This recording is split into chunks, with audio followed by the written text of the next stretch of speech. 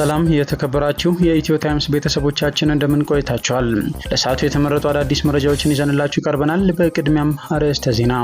የህወሓት አመራሮች ካለፈ ጦርነት ያላገገመች ትግራይ ዳግም ወደ ሌላ ጥፋት ከሚያስገባ አካሄድ ይቆጠቡ ሲል የከሰሰው ሳልሳይ ወያነ ትግራይ ፓርቲ የትግራይ ጉዳይ አጀንዳዎች ያልሆኑ የህወሓት መሪዎች ትግራይ ካለፈው ጦርነት ጠባሳ ሳታገግም ወደ ሌላ ጦርነት የምትገባበት ፖለቲካዊ አካሄድ ከጀመሩ ቆይተዋል ብሏል።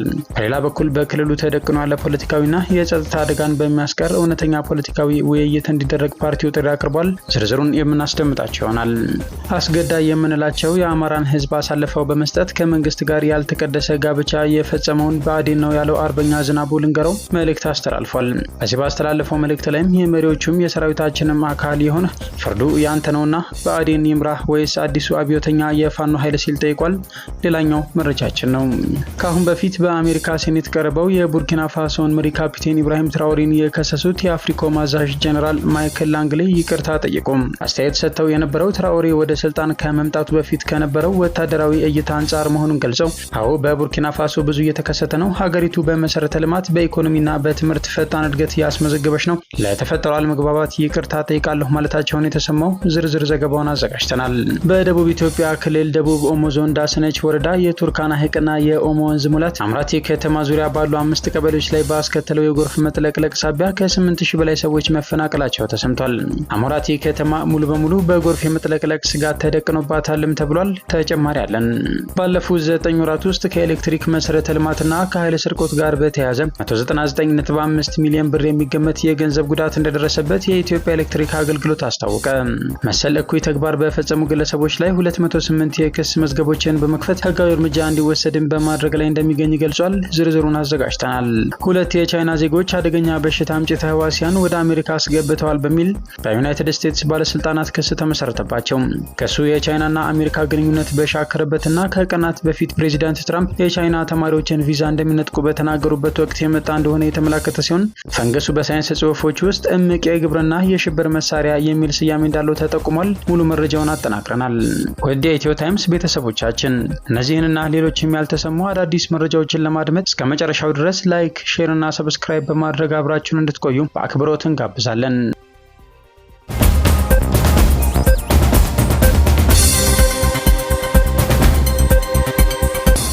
ከአማራ ፋኖ አርበኛ ዝናቡ ልንገረው መልእክት አስተላልፏል። የሻሻ ግቢ ለፍጅ ያስቸግራል ያለው ዝናቡ የአማራ ህዝብ መዋቅራዊ ጥቃት ነው የተፈጸመበት ስንል ለማጋነን አይደለም እየሆነበት ስላለ እንጂ በመከራው ብዛትና መፈራረቅ ድርጅት ሲያቆም ሲፈርስ ትግል ሲጀምር ትግሉ ሲጠለፍ ለበርካታ ዓመታት ቆይቷል ብሏል። የዛሬው ትውልድ አዲስ ታሪክ ለመስራት ዕጣ ፈንታውንም በራሱ አስተሳሰብ ለመወሰን ላቡን፣ ደሙን፣ ሀብት ንብረቱን፣ እውቀቱን፣ ጉልበቱን እንዲሁም ህይወቱን ለመስዋዕትነት ግብር ራሱን በመስጠት በመዋቅር ከሚያጠቃው መንግስት ጋር መተናነቅ ከጀመረ 2 ዓመቱን አስቆጠረ ያለ ሲሆን በዚህ ትግል ውስጥም በአራቱም የአማራ ክፍለ ሀገራት ዓለምን ያስገረመ ድል ፈጽሟል፣ እየፈጸመም ይገኛል። እንደ ህዝብ የህዝባችን ጠላት ማን እንደሆነ አውቀን እንደ ድርጅት የጋራ ዓላማና የጋራ መነሻና መድረሻ አስመረን እየተፋለምን እዚህ ደረጃ ደርሰናል ብሏል። እንደ ዝናቡ ገለጻ የአማራ ህዝብን በቀጥታም በተዘዋዋሪም እየገደለውና እያስገደለው ያለ ነው ያለውን የዶክተር አብይ አህመድ መንግስት ጠላታችን ነው ያለ ሲሆን አስገዳይ የምንላቸው ደግሞ የአማራን ህዝብ አሳልፈው በመስጠት ከመንግስት ጋር ያልተቀደሰ ጋብቻ የፈጸመው ብአዴን ነው ብሏል። አክሎም ብአዴኖች በአብይ ተገፋን ብለው የሸሹትን ይጨምራል። የመከራ ቀንበሩን ማነቂያ ካቀበሉ በኋላ ዱላውን ለቀውት የለንም ቢሉም ከገደለህ ይልቅ ያስገደለህ ትልቁ ጠላትህ ነው እንዲሉት አባቶች አስገዳዮቻችን የተገፉ ሲመስላቸው አካባቢን መሸሸጊያ አድርገው ከመጡና የዚህ ትግል መሪ እንሁን ካሉን የምንሞተው ሞት ከንቱ ነው፣ የምንገለው ጠላትም የለንም ማለት ነው። ታግለን ስልጣን ለህዝብ ነው፣ ታግለን ለብአዴን አንሰጥም፣ የሰራዊታችንም የድርጅታችንም ጽኑ እምነት ነው ሲል ገልጿል። ዝናቡ በዚህ መልእክቱ የመሪዎቹም የሰራዊታችንም አካል የሆን ፍርዱ ያንተው ነውና ብአዴን ይምራህ ወይስ አዲሱ አብዮተኛ የፋኖ ኃይል ሲል ጠይቆ ብአዴን አይምራንም እንደምትሉ ስለምንተማመን የህዝባችንን ፍላጎት ለማሳካት ነፍሳችንን አሲዘን እየታገልን ነው። እየመጡ ነው ተብሎ የተጨፈረለት ለብአዴን እንዳልሆነም ስለምናውቅ በምንናገረውና በምንሰራው ስራ ሁሌም አናፍርም። እውነት የምትደምቀው በድሏ ቀን ብቻ ነው በማለት አብራርቷል። አስከትለው መሪ ማለት ነገሮችን ቀድሞ የሚረዳ ከፊት ለፊት ያለ አቅጣጫ ቀያሽ አርአያ ማለት ነው። መሪን ለመጠበቅ ህይወት ከጠየቀ ሁላችንም በየደረጃው ያለን ታጋዮች ለመስጠት አናቅማማም፣ ካጠፋ ለማስተማርና ለመምከር ጭምር ያለው ዝናቡ የአማራ እናት ዛሬ ማቅ የለበሰችው ትናንትና ያሰቃያት ስርዓትና ልጇን የገደለባትን ልታጸና አይደለም የገደሉትን ለፍርድ አደባባይ ቀርበው ፍትህ ለማግኘት እንጂ ትግሉ ከጭቆናና ከመከራ ራስን ማውጣት ነው። ገበየሁ ቢሞት ተተካ ባልቻ እንደሚለው አይደለም። ይህ አባባል ለጀግኖች የሚገጠም ግጥም ነው ብሏል። አሁን አብይ ወድቆ ተመስገን መጣም አረጋቢ ወድቅ አገኘሁ መጣ ብለን አንገጥምም። የሀቅ ብዙዎችን በተለይ ተከፋዮችንና የባዕዲንን ቅሪተ አካል እንደሚያስቆጣ እንረዳለን። ግን ስሜት ቢኖረውም ዋጣ አድርጋችሁ ቻሉት ሲል አክሏል። ምክንያቱም ስትሄድ የመታህ ድንጋይ ስትመለስ ከደገመህ ድንጋዩ ማን ነው? አርበኛ ዘመነ ካሴ አያሌው ሞኙ ሰው አማኙ ምንድን ማለቱ ነው? ብቻ ይህንን ትውልድ ከትናንት ከፊደል ሀ ከመከራ ዋ ብሎ ተምሯል። የሀብዮት የዘመነ የምሬ ወዳጁ የሀብቴ ወልዴ የደሳለኝ ሲያስብ ሸዋ ብቻ ጉዳይ አይደለም። ያተልቆ ህዝባችን እጣ ፈንታ የሚወሰንበት ወሳኝ ጊዜ ላይ ስለሆንን ስንዴውን ከእንክርዳድ የመለየት ፍልሚያ ውስጥ ነው ያለነው ሲል ዝናቡ በመልእክቱ ማናቸውም መሪ ጥፋተኛ ሆኖ ከተገኘ የሚቀጣበት ድርጅት የሚቀጣውም ህዝብ አለ። ይሄ ትግል ቢጠለፍ የዘላለም ተወቃሽ ስለምንሆን የቀን ትችት አንፈራም። ለመወደድ የሚያሽቃብጥ ነፃ አውጪ በዓለም ነፃ ያወጣውን ህዝብ እንደሌለ ስለምናውቅ ከህዝባችን ጎን እንቆማለን ብሏል። ሲዘረዝርም የምንታገለው ባርነትን ምርጫው ላደረገ ተከፋይ ሳይሆን ማረሻ ይዞ ወጥቶ አስክሬኑ ለሚመለሰው ምስኪን ነው። ገበያ ወጥቶ ለሚቀረው አማራ፣ ለትምህርት በሄደበት ለሚታገት አማራ፣ ለሚንቋሸሸውና ክብሩን አጥቶ ለተጎሳቆለው ህዝባችን ነው ያለ ሲሆን በድርጅታችን ውስጥ የምትገኙ ሰራዊታችን ቀጣይ የቀሩንን የቤት ስራና የትግል ጦርነቶች በድል ለመጨረስ በመሰልጠን በመደራጀት ጠንክረን የምንዋጋውን አካል ከአፈሙዛችን እልምት ውስጥ ሳናዛባ ታርጌት የሆነ ስራ እንስራ ሲል አርበኛ ዝናቡ ልንገረው ባስተላለፈው መልእክት ላይ ገልጿል። የህወሓት አመራሮች ትግራይን ወደ ሌላ ጥፋት ከሚያስገባ አካሄድ ይቆጠቡ ሲል ሳልሳይ ወያነ ትግራይ አሳሰበ። የህወሓት አመራሮች ካለፈ ጦርነት ያላገገመች ትግራይን ዳግም ወደ ሌላ ጦርነት ከሚያስገባ አካሄድ ይቆጠቡ ሲል ተቃዋሚው ሳልሳይ ወያነ ትግራይ ገለጸ። በሌላ በኩል በክልሉ ተደቅኖ ያለ ፖለቲካዊና የጸጥታ አደጋ የሚያስቀር እውነተኛ ፖለቲካዊ ውይይት እንዲደረግ ፓርቲው ጥሪ አቅርቧል። በትግራይ በተቃዋሚነት የሚንቀሳቀሰው ሳልሳይ ወያነ ትግራይ ትናንትና በአሰራጨው መግለጫ እንዳለው ከኢትዮጵያና ኤርትራ መንግስታት ባህሪ እንዲሁም ያካሄዱት ካለ የሚዲያ ዘመቻ በመነሳት ሲታይ ወደ ጦርነት እያመሩ መሆኑን መረዳት ይቻላል ያለ ሲሆን እነዚህ በጋራ በትግራይ ላይ ጦርነት ከፍተው የነበሩ ኃይሎች ዳግም ትግራይ የጦርነት አውድማ እንዳያደርጓት ስጋቱ ከፍተኛ መሆኑን አመላክቷል። የትግራይ ጉዳይ አጀንዳዎች ያልሆኑ የህወሓት መሪዎች ትግራይ ካለፈው ጦርነት ጠባሳ ሳታገግም ወደ ሌላ ጦርነት የምትገባበት ፖለቲካዊ አካሄድ ከጀምሩ ቆይተዋል በማለት የከሰሰው ሳልሳይ ወያነ ትግራይ በተለያየ አቅጣጫ ተሰልፈው ትግራይን ወደ ጦርነት እየገፉ ያሉ ቡድኖች ከድርጊታቸው ይቆጠቡ ሲል አሳስቧል። ተቋሙ በኤሌክትሪክ መሰረተ ልማትና ኃይል ላይ በተፈጸመ ስርቆት ከ199 ሚሊዮን ብር በላይ ጉዳት እንደደረሰበት ገለጸ። ባለፉት 9 ወራት ውስጥ ከኤሌክትሪክ መሰረተ ልማትና ከኃይል ስርቆት ጋር በተያያዘ 199.5 ሚሊዮን ብር የሚገመት የገንዘብ ጉዳት እንደደረሰበት የኢትዮጵያ ኤሌክትሪክ አገልግሎት አስታውቋል። ጉዳቱ የደረሰው የኤሌክትሪክ ማሰራጫ መስመሮች፣ ትራንስፎርመሮች፣ ኬብሎች ላይ በተፈጸመ ጉዳትና ስርቆት እንዲሁም ቆጣሪ በመነካካት የኃይል ስርቆት በመፈጸምና የተቋሙ ሰራተኞችን ስራ እንዳይሰሩ በማወክ መሆኑን አገልግሎቱ ገልጿል። በዚህም በዲስትሪቢዩሽን ትራንስፎርመሮች፣ በኤሌክትሪክ መስመር ተሸካሚ የብረት ምሰሶዎች፣ በኬብሎችና በሌሎች የኤሌክትሪክ መሰረተ ልማት ላይ በተፈጸመ ጉዳትና ስርቆት ብቻ 52 ሚሊዮን 33123 ብር የሚገመት የገንዘብ ጉዳት በተቋሙ ላይ ደርሷል ተብሏል።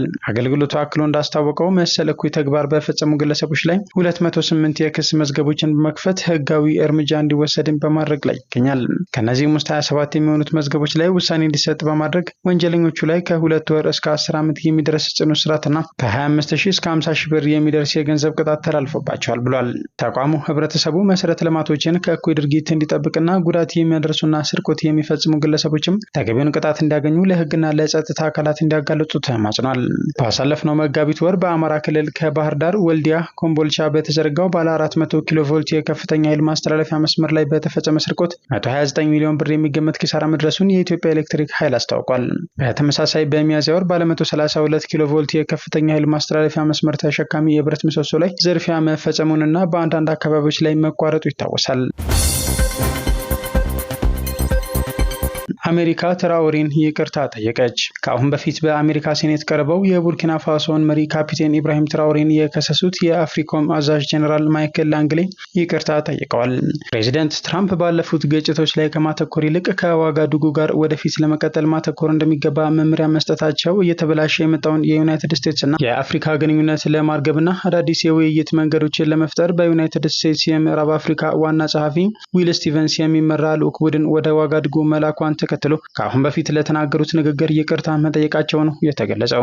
ፕሬዚዳንት ዶናልድ ትራምፕ በትናንትናው ዕለት በሁለቱ ሀገራት መካከል ያለውን ግንኙነት ዳግም ማስጀመር በሚል የልዑካን ቡድን ዋጋዱጉ የነበራቸው ቆይታን በተመለከተ ስቲቨንስ በሰጡት ጋዜጣዊ መግለጫ ላይ እኛ ማንንም ለማስተማር እዚህ አይደለንም፣ ግባችን ማዳመጥና በጋራ መከባበርና ሉዓላዊነት ላይ የተመሰረተ ግንኙነትን መገንባት ነው። ይህም የዋሽንግተን አይነተኛ አቋም ነው። ከውጭ ተጽዕኖ ነጻነታቸውን በሚያረጋግጡ የምዕራብ አፍሪካ ሀገሮች ላይ የሚታይ ጉልህ ለውጥ ያሳያል ብለዋል።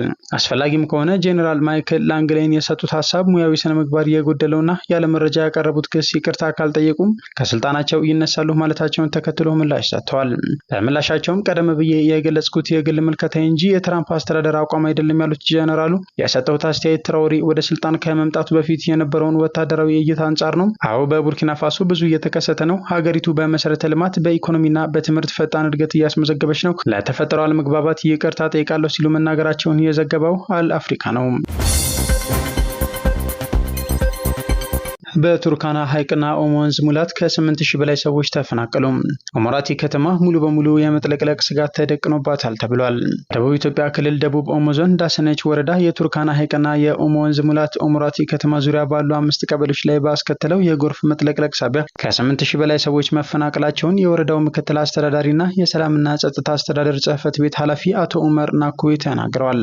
ኃላፊው ከእሁድ ግንቦት 24 ቀን 2017 ዓ.ም ጀምሮ በዳሰነች ወረዳ የሚገኙ 5 ቀበሌዎች በውሃ መጥለቅለቃቸውን ገልጸው በአምስቱም ቀበሌዎች ተጠልለው የሚገኙ ከ8000 በላይ ሰዎች ዳግም መፈናቀላቸውን ጠቁመዋል። አክለውም አሁን ላይ ተፈናቃዮቹ ቡፍ ቡፍ ተብሎ በሚጠራው መጠለያ አካባቢ መስፈራቸውን አመልክተዋል።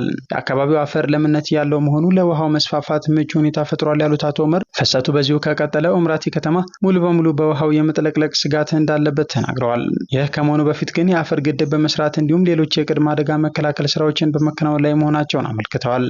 ኃላፊው ከዚህ በፊት የኦሞ ወንዝ መደበኛ ፍሰት በነበረበት ወቅት ቢሞላ እንኳን በአመት አንድ ብቻ እንደነበር አስታውሰው ሆኖም ከ2012 ዓ.ም ጀምሮ ወንዙ በአመት 3 ጊዜ እየሞላና አቅጣጫውን እየሳተ አደጋ እያስከተለ መሆኑን ገልጸዋል። ስሜ ይጠቀስ ያሉ አንድ ነዋሪ በበኩላቸው እንደተናገሩት በአካባቢው ተመሳሳይ የሆኑ የጎርፍ መጥለቅለቅ ክስተቶች በወንዞች ሙላት ምክንያት በተደጋጋሚ ይከሰታሉ።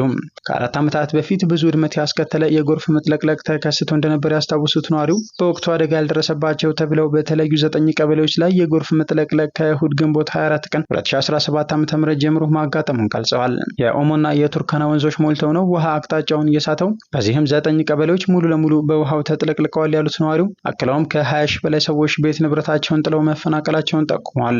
አካባቢው ለም በመሆኑ ምክንያት የጎርፍ መጥለቅለቁ በቀላሉ እየተዛመተ እንደሚገኝና የመሬት መሰንጠቅ አደጋም እየተከሰተ መሆኑን አክለዋል። ተፈናቃዮቹ በአሁኑ ሰዓት ላይ ቡፍ ቡፍ በተሰኘች ከፍታ አካባቢ በምትገኝ መጠለያ መስፈራቸውን ጠቅሰው የሚመለከተው አካል አስቸኳይ እርዳታና ድጋፍ እንዲያደርግ ጥሪ አቅርበዋል።